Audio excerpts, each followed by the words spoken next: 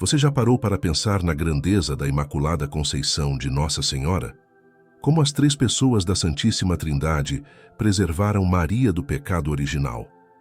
Nesse episódio de reflexões, exploraremos as reflexões de Santo Afonso Maria de Ligório, doutor da Igreja, em sua obra Glórias de Maria. Ele apresenta argumentos profundos e belíssimos sobre como a pureza da Virgem foi necessária para sua missão como filha do Pai, mãe do Filho e esposa do Espírito Santo. Como Deus preparou a alma e o corpo da Virgem Maria para serem uma morada digna para o Salvador. Você já se perguntou como esses ensinamentos impactam a nossa fé e devoção? Um dia santo e abençoado, amados de Deus. Reflexão de Santo Afonso Maria de Ligório sobre a Imaculada Conceição de Nossa Senhora. Quanto convinha às três pessoas divinas preservar Maria da culpa original. Incalculável foi a ruína que o maldito pecado causou a Adão e a todo o gênero humano. Perdendo então miseravelmente a graça de Deus, com ela, perdeu também todos os outros bens que no começo o enriqueciam. Sobre si e seus descendentes ao lado da cólera divina, atraiu uma multidão de males. Dessa comum desventura quis Deus, entretanto, eximir a Virgem bendita. Destinara-a para ser mãe do segundo Adão, Jesus Cristo, o qual devia reparar o infortúnio causado pelo primeiro. Ora, vejamos quanto convinha às três pessoas preservar Maria da culpa primitiva. E isso por ser ela, filha de Deus Pai, mãe de Deus Filho e esposa de Deus Espírito Santo. Primeiro ponto. Convinha ao Pai Eterno isentar da culpa original a Maria. É Maria, a filha primogênita do Pai Eterno. Declara-o ela própria com as palavras do Eclesiástico. Eu saí da boca do Altíssimo, a primogênita antes de todas as criaturas. Eclesiástico 24:5. Os sagrados intérpretes e os santos padres aplicam-lhe esse texto, e a própria Igreja dele se serve na festa da Imaculada Conceição. Com efeito, é Maria a primogênita de Deus, por ter sido predestinada juntamente com o Filho nos decretos divinos antes de todas as criaturas. Assim o ensina a escola dos escotistas. Ou então é a primogênita, depois da previsão do pecado, como quer a escola dos tomistas. São acordes, porém, uns e outros em chamá-la primogênita do Senhor. Sendo assim, era sumamente conveniente que Maria, sequer um instante fosse escrava de Lúcifer, mas pertencesse sempre e unicamente a seu Criador. Tal se deu em realidade, conforme as palavras da Virgem. O Senhor me possuiu no princípio de seus caminhos. Provérbios 8:22. Com razão, pois, lhe dá Dionísio, arcebispo de Alexandria, o título de única e exclusiva filha da vida, diferente das outras mulheres, que, nascendo em pecado, são filhas da morte. Criá-la em graça bem convinha, portanto, ao Pai Eterno. Segundo ponto. A missão de reparadora do mundo perdido e de medianeira entre Deus e os homens apresenta o segundo motivo para a preservação da Virgem Maria. Assim a chamam os santos padres, especialmente São João Damasceno, que diz: Ó Virgem bendita, nascestes para servir à salvação de toda a terra.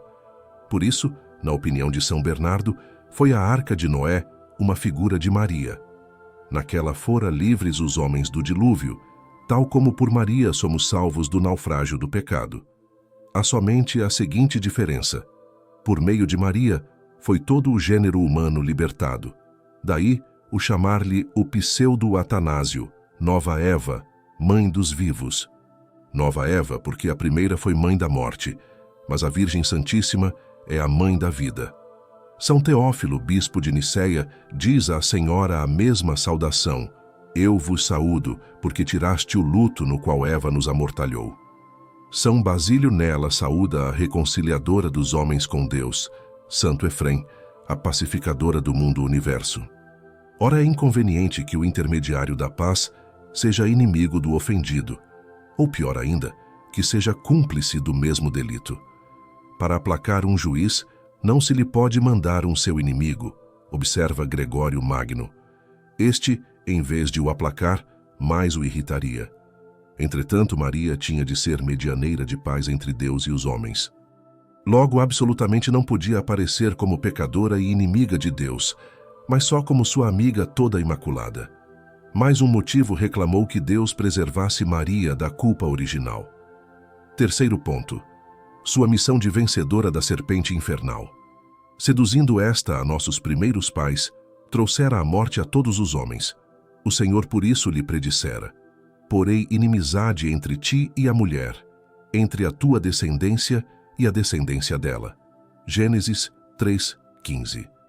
Ora, Maria devia ser a mulher forte, posta no mundo para vencer a Lúcifer. Não convinha certamente, então, que a princípio houvesse sido subjugada e escravizada por ele.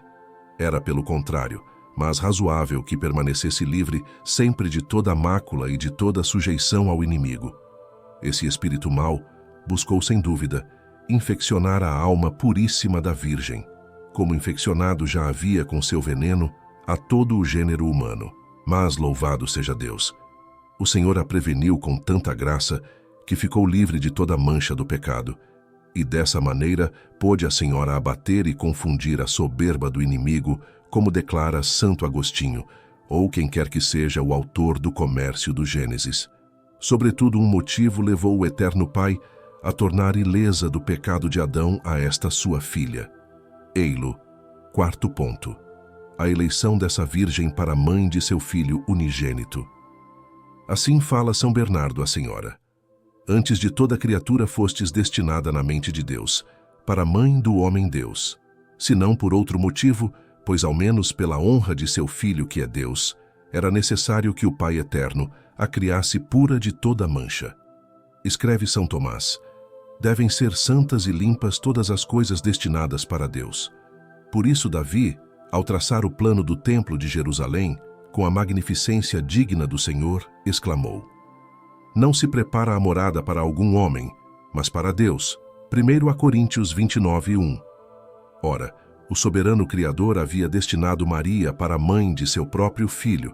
Não devia então lhe adornar a alma com todas as mais belas prendas, tornando-a digna habitação de um Deus?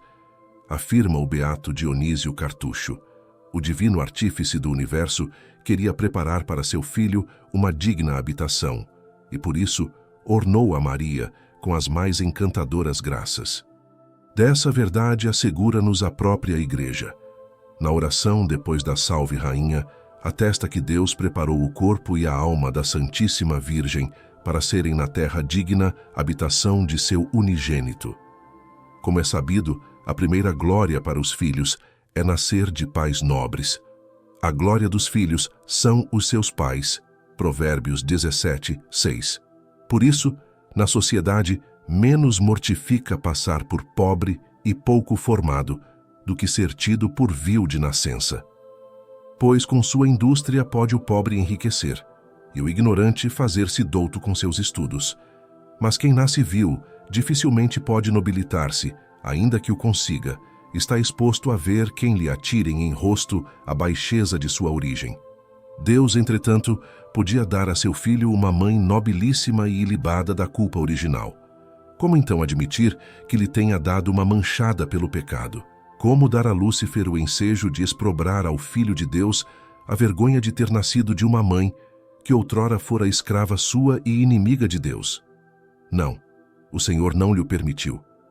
Proveu a honra de seu filho, fazendo com que Maria fosse sempre imaculada. Assim a fez digna mãe de tal filho, como testemunha a Igreja Oriental. Dom algum jamais concedido a alguma criatura do qual não fosse enriquecida também a Virgem.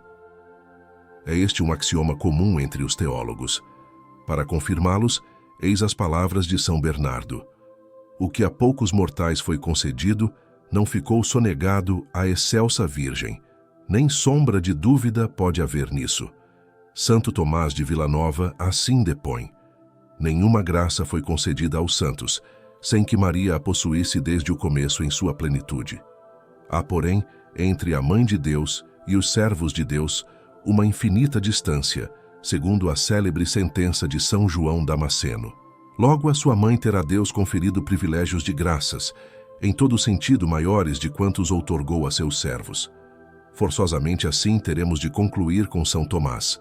Isto suposto, pergunta São Anselmo, o grande defensor da Imaculada Conceição: faltaria poder à sabedoria divina para preparar a seu filho uma morada pura e para preservá-la da mancha do gênero humano?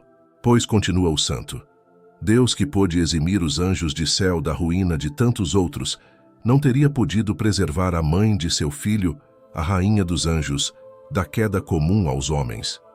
E acrescento eu, Deus, que pôde conceder a Eva a graça de vir ao mundo imaculada, não teria podido concedê-la também a Maria? Ah, certamente que sim, Deus podia fazê-lo, e assim o fez. Diz por isso São Anselmo, a Virgem, a quem Deus resolveu dar seu Filho único, tinha de brilhar numa pureza que ofuscasse a de todos os anjos e de todos os homens, e que fosse a maior imaginável possível abaixo de Deus. Por todos os motivos, era isso conveniente, São João Damasceno exprime o mesmo pensamento com mais clareza. O Senhor a conservou tão pura no corpo e na alma, como realmente convinha àquela que iria conceber a Deus em seu seio, pois santo como ele é, procura morar só entre os santos. Portanto, o Eterno Pai podia dizer a esta filha, como o lírio entre os espinhos és tu, minha amiga, entre as filhas, pois enquanto as outras foram manchadas pelo pecado, tu foste sempre imaculada e cheia de graça. Amém. A Imaculada, eis o nosso ideal. Não deixe de compartilhar esse vídeo com as pessoas que você ama, ajude a divulgar o conteúdo do canal, se inscrevendo e comentando. Deus, em sua infinita misericórdia, abençoe o seu dia.